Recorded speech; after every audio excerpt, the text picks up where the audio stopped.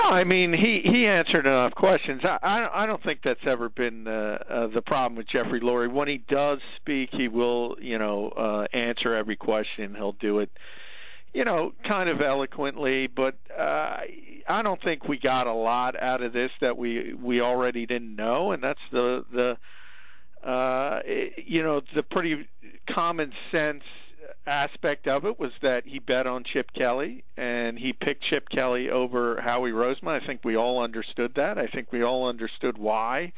I think Chip Kelly doesn't respect Howie Roseman as a football person, so to speak. I put that in quotes, and that was pretty much, given credence by Jeffrey Lurie today. And again, I don't think there was a lot of new stuff. I just think it was the bottom line that Jeffrey Lurie hired Chip Kelly, changed the culture, and therefore at this particular time when there was a power struggle, really there was no other end game he could take other than, firing Chip Kelly, and that means starting over from square one, not only in a football sense but also in a culture sense, because when you talk about all the ancillary stuff, the sports science, things like that, and that was just not tenable at this point. So as I wrote back when it all started, and I don't think anything's changed, Mike, now Chip Kelly just has the rope to hang himself or to become a tremendous success. It could be one or the other, but there's no fallback now. He can't point at other people and say, this is the reason we didn't succeed. It's all on Chip Kelly now. Were you surprised that Lurie came out and, and not that this is, like you said, not new news, but he said, look, McCoy wasn't the style of runner that Chip preferred. He wants a one-cut guy. He said, we basically were not maximizing Chip Kelly with the players that we had here before. And now, obviously, that's all of our opinions, what it was when he started to make these moves. But to hear Lurie come out and kind of say these things, I thought at least was nice for him to kind of clear up that and say, look, McCoy was great, but he just wasn't the right style of player. Because that was what our opinion was, but for him to clarify that, I thought was good on his part. Yeah, it just affirmed all our thoughts. We all thought that. We all understood that, and it was pretty clear last year when at times in key situations, remember, Shady McCoy was on the bench and Darren Sproles was in there at times. It was pretty clear that Chip Kelly was frustrated with LaShawn McCoy at times, and it was evident as why. There was too much dancing. There was too much east-west. And it was clear he wanted a north-south runner, and that was evident from the opening days of free agency. Remember, he went after Frank Gore first. That's his type of runner, and that's what he wanted. And I think we all understood it. But anytime you get affirmation from somebody at the level of Jeffrey Lurie, it's always nice because, we see so much plausible deniability and guys won't tell the truth of what they're thinking. It was plainly evident what Chip was thinking, as we said, but to get somebody like Jeffrey Lurie telling us, that's always a positive. Shady McCoy is what he is. He's a tremendous runner, but I think he fell in love. I said it before. I think he got kind of Chris Johnson disease after he had that 2,000-yard year and always looking for the home run, and Chip Kelly just didn't appreciate that.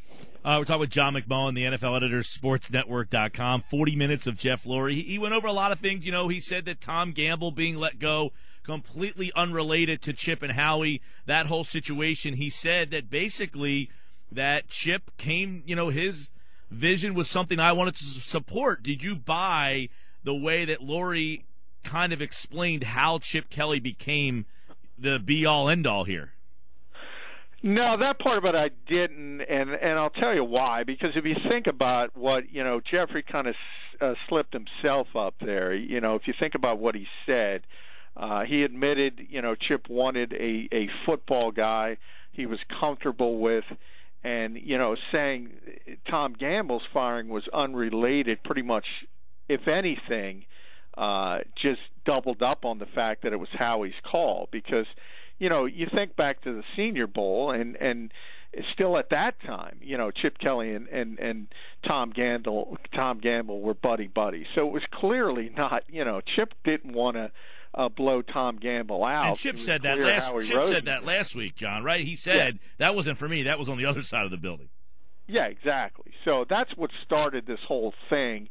And to see, for Jeffrey, and I understand why, you don't want to paint the organization as dysfunctional, but to say that kind of, defines incredulity. It was obvious. It underscored it. It was Howie Roseman's decision, and that's what started all of this, and that's why Howie Roseman is on the other side of the building with a new title and a raise, but not as much power. He tried to really downplay that there's any friction between Roseman and Howie. Do you buy that? No, I don't. And I think it's clear that, they wanted, by doing the things they did in the NovaCare complex and getting them away from each other, they want to keep them away from each other. That's pretty clear. You can call Howie as selfless as he wants, and I guess anyone could be selfless for $1.7 million a year, and that's not to take a shot at Howie Roseman, but it's pretty clear.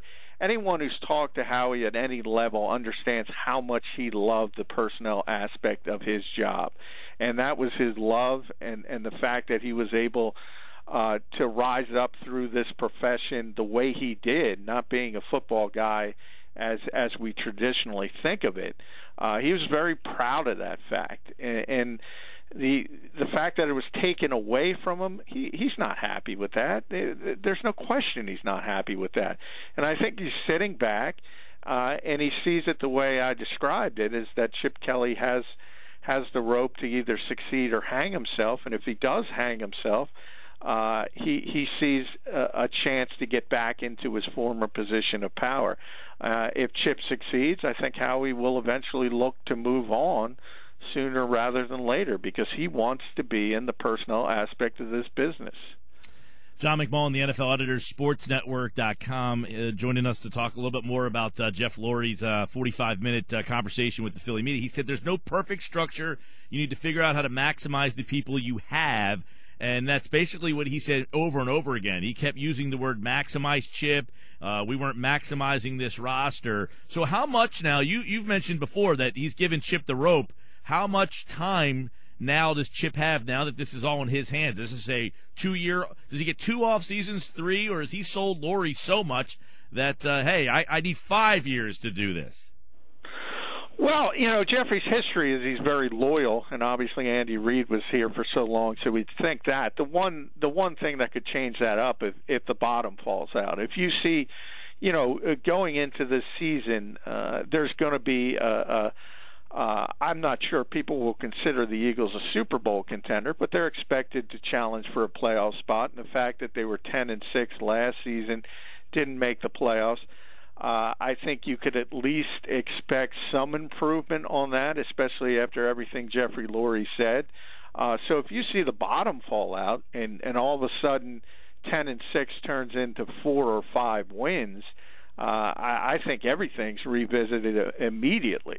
Now, I don't expect that to happen, and I don't expect Chip Kelly to be out of here after one season. But if things go badly, if for instance, Sam Bradford gets hurt again, can't play, and again the bottom falls out, it's going to speed up Chip Kelly's demise. I don't think there's any question about that, and that's I always say be careful what you wish for, and the fact that he's lost any of that plausible deniability is going to affect him, and it could affect him in a good way. It can affect him in a bad way. John, obviously Chip Kelly's supposed to talk tomorrow, and what more do you want to hear from Chip that maybe he didn't answer the last time he spoke about a week ago? Well, not much. Chip is the way he is, and he's going to be, he's generally very sharp and very quick-witted, and certain things are not going to be addressed in the fact that, he's going to downplay the stuff between he and Howie, and you kind of understand that, and he's not going to give you too much on the personnel aspect of things, and understandably, not many coaches do, nor should they. But, the one thing that caught my ear today that I will take exception with, and the fact that, you just mentioned it, about there being no perfect structure, maximizing things and maximizing your personnel and getting Chip's people in here. That's not what the NFL is about. You're never, ever going at this level going to get every player you want. So, to me, the great coaches starts with Bill Belichick and goes down from there. The great coaches in this league accentuate the strengths of the players they have, and they try to, mask as many deficiencies as possible. You're never going to be able to get everybody you want. So that aspect of it, I think, is kind of pie in the sky for Jeffrey Lurie, Chip Kelly, or whoever thinks that way. Yeah, and obviously there is still some work left for this Philadelphia Eagles organization to do. I mean, they have some news about Evan Mathis, that they might just flat out release him.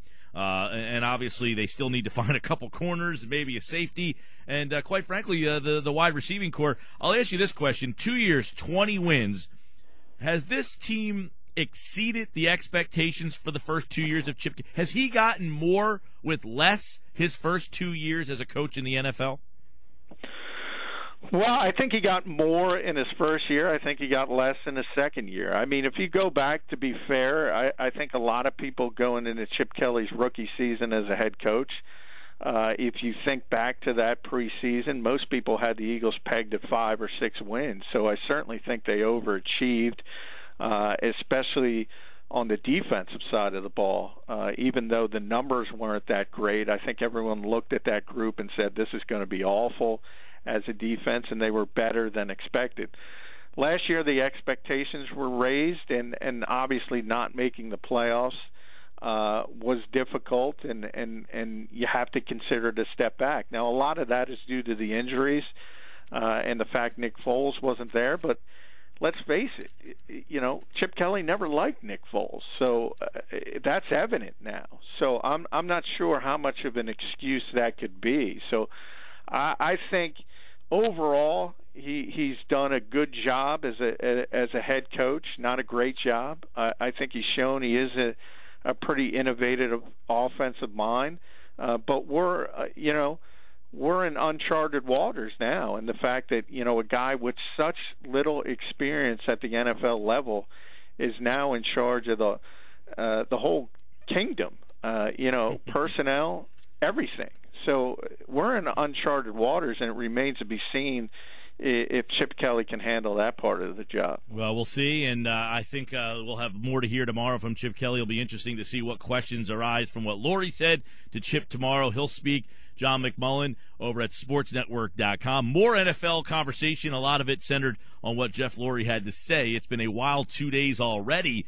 There was a lot of stuff in there. The Jaguars GM came out yesterday and said that the Eagles far exceeded the offer that they made. I thought that was kind of interesting, the stuff that Rex Ryan said today. So plenty of Eagles, just not enough time in the day. But, John, thanks for jumping on after the Lurie stuff. Sorry we were a little late there. Hey, no problem. Thanks for having me, Mike.